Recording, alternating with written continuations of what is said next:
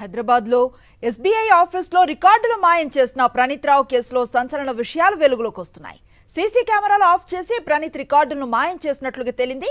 42 hard డిస్కులను remove చేశారు. SIB office logger రూపంలో ఉన్న ల్యాప్టాప్ హార్డ్ డిస్కులను ధ్వంసం చేసినట్లుగా తేలింది. కీలక నేతలకు చెందిన phone tapping data, call data record, IMEI నెంబర్లను ధ్వంసం చేశారు. డేటాబేస్ లో ఉన్న మొత్తం డేటాను రిమూవ్ చేశారు.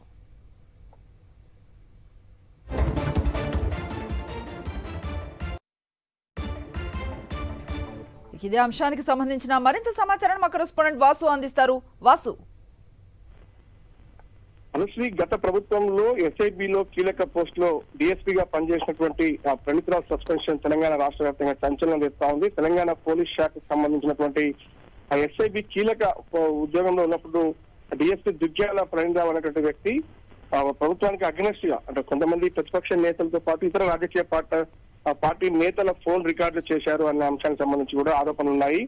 అది ఈ నేపథ్యంలో విచారణ జరిపి అది నిజమేనని తేలిన నేపథ్యంలో అతను సస్పెండ్ చేశారు. ప్రధానంగా దానిపై ఆరోపణల నేపథ్యం సంబంధించి గూఢాచార్య ఆరోపణల నేపథ్యంలో కూడా సస్పెండ్ అయినప్పటికీ రీసెంట్ గా కూడా అక్కడి నుంచి బదిలీ అయి వెళ్తున్న నేపథ్యంలో కూడా 42 హార్డ్ డిస్క్లను రిమూవ్ చేశాడు. ఆ తర్వాత ఎస్ఐబి ఆఫీస్ లోని లాగర్ రూమ్ లో ఉన్నటువంటి ల్యాప్టాప్, హార్డ్ డిస్క్ ను ధ్వంసం చేశాడన్నటువంటి ఆధారాలను ప్రస్తుతం పోలీస్ శాఖ సేకరించింది. కాల్ డేటాకు సంబంధించి కీలక నేతలకు చెందినటువంటి కాల్ డేటా రికార్డులు, IMEI నెంబర్లతో ధ్వంసం చేశారని కూడా ఉన్నది. ప్రస్తుతానికి ఈ సంఘటన పాల్పడుతున్న నేపథ్యంలో ఒక ఎలక్ట్రీషియన్ సహాయంతో కూడా సీసీ కెమెరాలు పనిచేయకుండా చేసి ఒక నేరపూరిత కుట్రలో భాగంగా ఇదంతా చేశాడన్న అంశానికి సంబంధించి కూడా పోలీస్ శాఖ కీలక ఆధారాలు సేకరించింది. డేటాబేస్ లో ఉన్న మొత్తం డేటాను రిమూవ్ చేశాడు. దాదాపు 600 పేజీల ఆ డేటా కూడా అతన్ని అదే ఎస్ఐబి కార్యాలయంలోనే దహనం చేశాడన్నటువంటి ఆధారాలు సేకరించింది.